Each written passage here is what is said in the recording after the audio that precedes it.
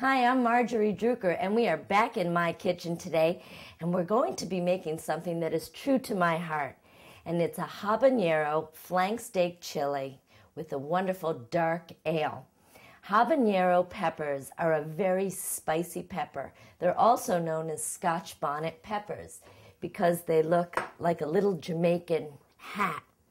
And they are incredibly hot, but I always refer to them as the Chanel No. 5 of peppers because they have this incredible fragrance. As hot as they are, they're that fragrant.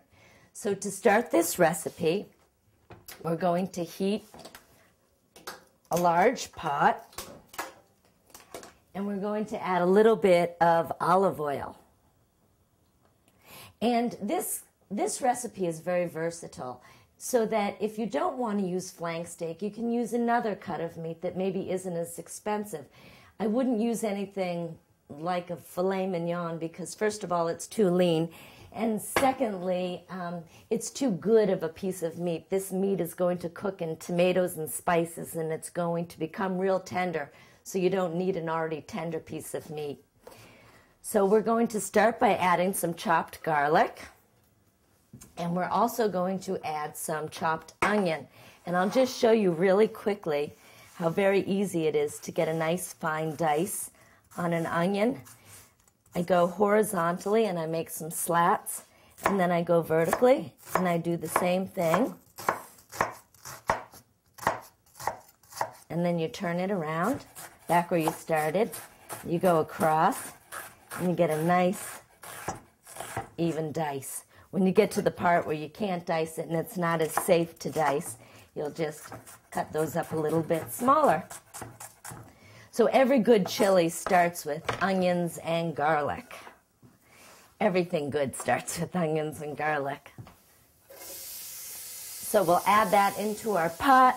And now, I always add peppers to my chili.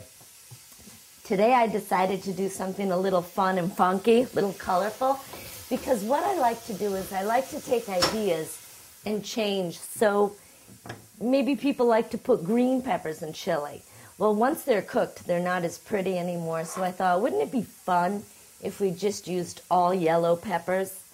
So that's what we're going to do today, and use all fresh yellow peppers. And they're really easy to cut. I'll show you another quick trick, is that I just cut the sides.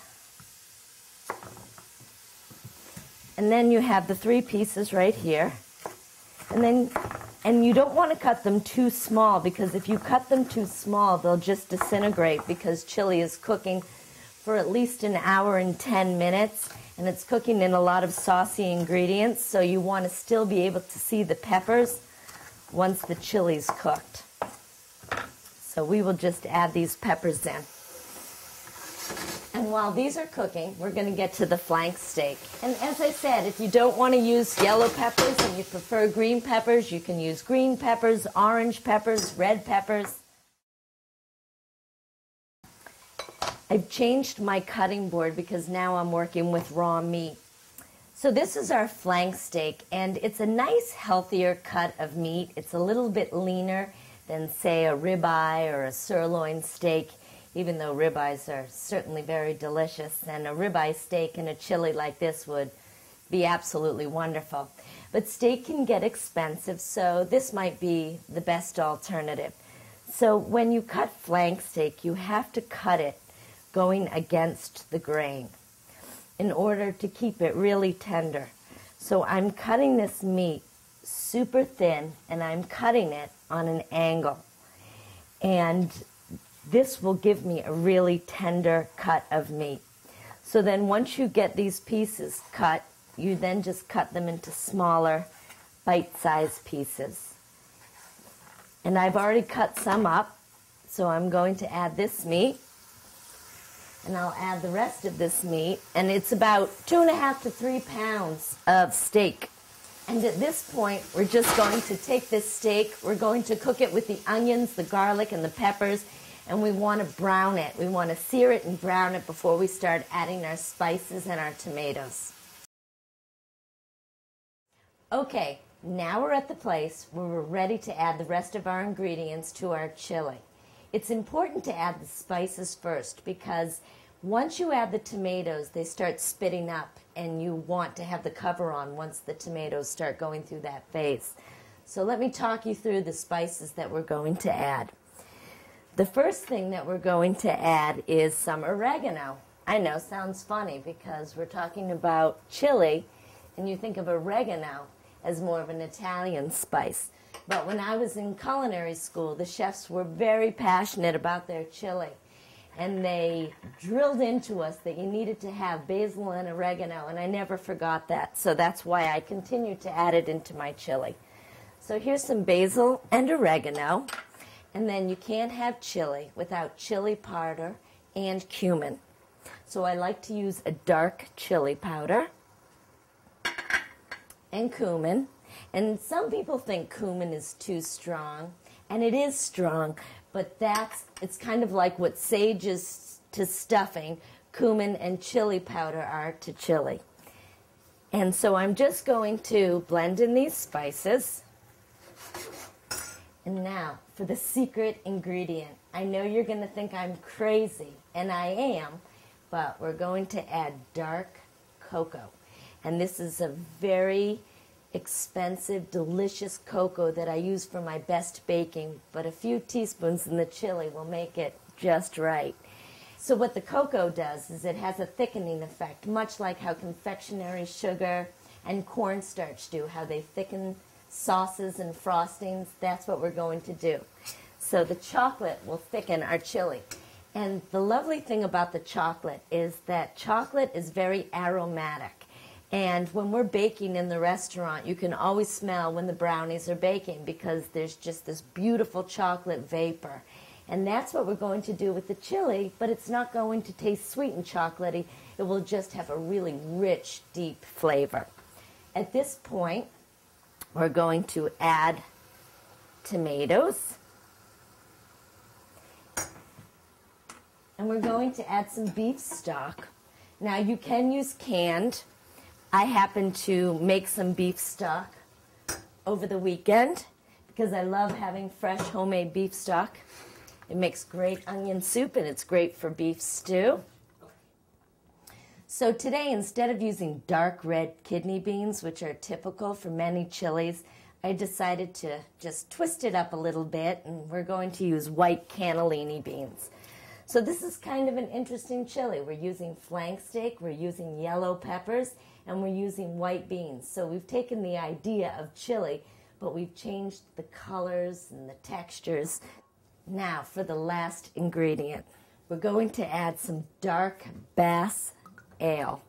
And a lot of times if you don't have dark ale, you can just take whatever your husband has lying in the downstairs fridge. So that's usually what I do. Unfortunately, he's a counter, and he takes inventory, and he always knows when something's missing. So at this point, I'm just going to stir the beer, the tomatoes, the beans, the onions, the peppers, the garlic, the flank steak, the beef stock. It's all in there.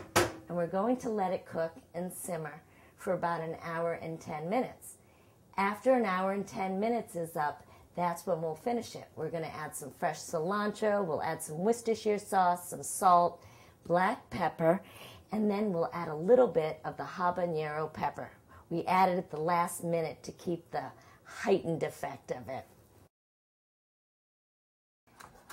So we have our chili right in front of us, and now we'll finish it off with some freshly chopped cilantro. Again, I like to keep the fragrance at its peak, so it's really important to add the cilantro last. So we're going to add a little bit fresh cilantro. We're going to add a few dashes of Worcestershire, a little hit of balsamic vinegar, and here we go. This is the habanero. Add as much or as little as you like. A little goes a very long way. So we're just going to add a little bit to the pot. And now we're ready to serve. So we're just going to plate this up, and we will garnish with some Monterey Jack cheese. And we're just going to shave some of these funky little shavings of cheese on top of our chili. It's kind of like a two-color cheese, both white and orange. It might be even a little bit easier to grate it, but we'll just keep that in the corner. We're going to add a little bit of little banana peppers and vinegar, a little bit of scallion, a few cilantro leaves, clean up our plate.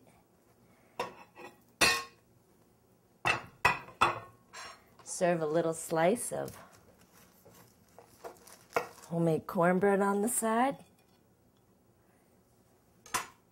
And we have our habanero flank steak chili with dark ale.